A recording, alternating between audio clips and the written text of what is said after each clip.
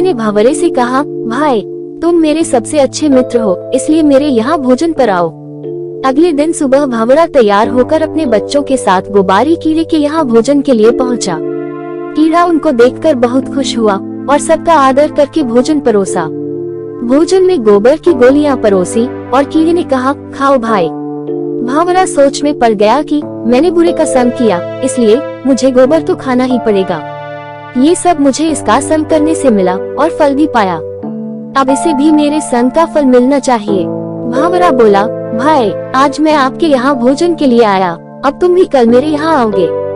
अगले दिन कीड़ा तैयार होकर भावरे के यहाँ पहुँचा।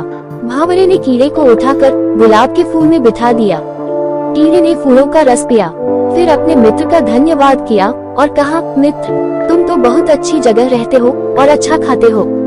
इसके बाद कीड़े ने सोचा, क्यों न अब मैं यहीं रह जाऊं, और ये सोचकर कीड़ा फूल में ही बैठा रहा। तभी वहाँ पास के मंदिर का पुजारी आया, फूल तोड़कर ले गया और चढ़ा दिया बिहारी जी और राधा जी के चरणों में।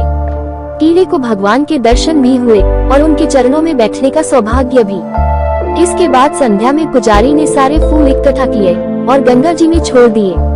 कीड़ा गंगा की लहरों पर लहर रहा था और अपनी किस्मत पर हैरान था कि कितना पुण्य हो गया। इतने में ही भावरा उल्टा हुआ कीड़े के पास आया और बोला, मित्र अब बताओ क्या हाल है। कीड़े ने कहा, भाई अब जन्म जन्म के पापों से मुक्ति हो चुकी है। जहाँ गंगा जी में मरने के बाद अस्थियों को छोड़ा जाता है, वहाँ मैं जिंदा ही आ गया हूँ। ये सब मुझे तेरी मित्रता और अच्छी संगत का ही फल मिला है। जिसको मैं अपनी जन्नत समझता था वो तो गंदगी थी, और जो तेरी वजह से मिला यही स्वर्ग है।